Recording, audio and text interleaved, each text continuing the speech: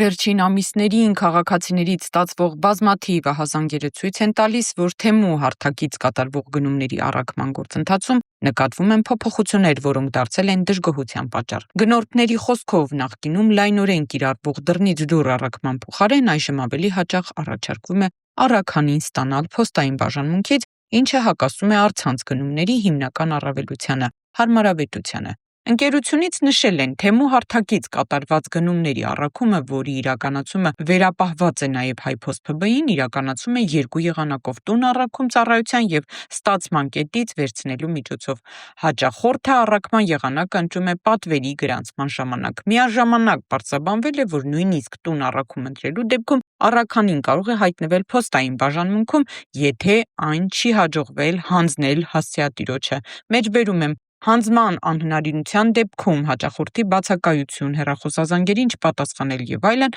առաքանին ուղարկվում է տվյալ հասցեն սպասարկող փոստային բաժանմունք, որտեղ այն պահվում է 14 օրացույցային օր՝ մեջբերման ավարտ։ Թեմայի շուրջ Ժողովուրդ օրաթերթը զրուցել է նաև առաքման շուկայում գործող Օնեքս ընկերության հիմնադիր տնօրեն Սամվել Մարտիրոսյանի հետ, հասկանալու առաջացած դժգոհությունների պատճառը։ Նրա խոսքով, մեջբերում եմ, Օնեքսը շարունակում է աշխատել Թեմուի հետ, ծավալները կարող են փոփոխվել, սակայն այն առաքումները, որոնք փոխանցվում են մեզ եւ պետք է հասցվեն տուն, իրականացվում են պատշաճ կերպով։ Թեմուն ինքն է որոշում իր պատվերը որ գործընկերոջ միջոցով ուղարկի Օնեքս, Հայփոստ կամ այլ ընկերություն, մեջբերման ավարտ։ Այսպիսով, չնայած պաշտոնական պարզաբանումներին, քաղաքացիները շարունակում են դժգոհել, որ պատվերի պահին միշտ չէ, որ հստակ է, որ ընկերությունն է իրականացնելու առաքումը եւ արդյոք այն կհասնի հասցեով։ Արդյունքում հաճախորդները կանգնում են փաստի առաջ, ստիպված լինելով այցելել փոստային բաժանմունքներ եւ լրացուցիչ ժամանակ ծախսել։ Ստեղծված իրավիճակը ցույց է տալիս, որ առաքման պայմանների վերաբերյալ առավել թափանցիկ եւ հստակ հաղորդակցությունը շարունակում է մնալ